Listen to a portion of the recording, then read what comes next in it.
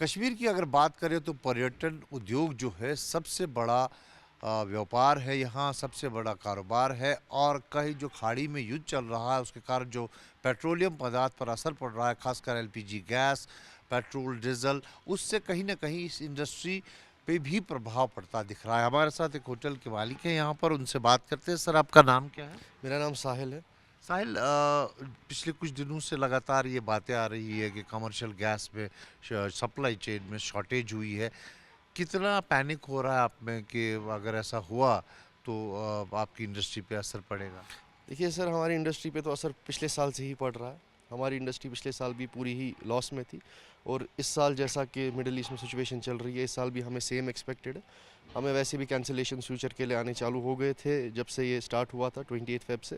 और अब जैसा कि अभी एलपीजी का भी क्राइसिस स्टार्ट हुई है, हमें इससे भी बहुत बड़ा लॉस होगा और ऑब्वियसली हमारे ऑपरेशंस हैम्पर होंगे। नॉर्मली हम लोग स्टॉक रखते हैं हफ्ते भर का, लेकिन मुझे नहीं लगता कि कोई भी लंबा स्टॉक रख पाएगा।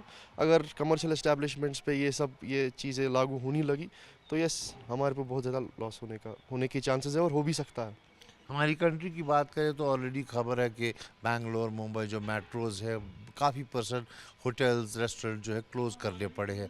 आपको क्या लगता है कश्मीर में अगर ऐसा होगा तो कितना इकोनॉमिकली सेटबैक होगा? कश्मीर में एज़ ऑफ नो तो ऐसी कोई गाइडलाइन है नहीं किसी भी तरफ से कि ये हमें होटल्स वगैरह बंद करने पड़े, लेकिन अगर ऐसा हो तो यस, हमें बहुत ज़्यादा लॉस होगा और हर किसी इंडस्ट्री पे, नॉट जस्ट होटल सेक्टर और टूरिज्म रिलेटेड सेक्टर, हर किसी इंडस्ट्री पे बहुत ज़्यादा लॉस होगा। चाहे वो होटल्स हो, वो बाकी सारे कमर्शियल एस्टैब्लिशमेंट हो, क्योंकि एनर्जी हर कहीं लगती है, चाहे वो डीजल हो चाहे वो एलपीजी हो।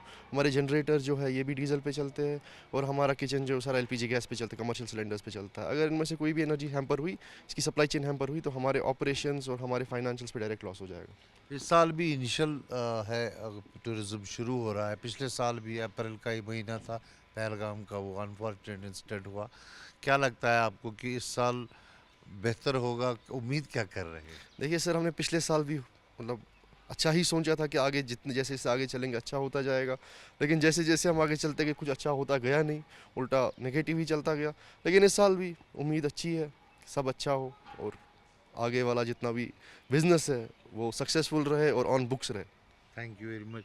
उम्मीद पे दुनिया कायम है और इन्हें भी उम्मीद है कि पिछले साल जितना बड़ा नुकसान टूरिज्म इंडस्ट्री को यहाँ सहना पड़ा पहलगाम हमले के कारण, एकदम से बुकिंग्स जो है वो शून्य हो गई थी। और अब इस बार जो खाड़ी में हालात हैं, जो जंग का माहौल है, उसके कारण जो पेट्रोलियम पदार्थ पर असर पड़ रहा है, उससे कहीं ना कहीं कश्मीर के लोगों को भी, यहाँ के होटलियर्स के, यहाँ के उन लोगों को जो टूरिज़्म उद्योग से जुड़े हैं, ये जो है पैनिक है, ये उनमें चिंता है कि अगर सप्लाई रुक गई तो फिर से एक बार जो है उन्हें नुकसान उठाना पड़ेगा। कैमरा पर्सन इरफान मंजूर के साथ खालिद हुसैन, जी मीडिया, कश्मीर।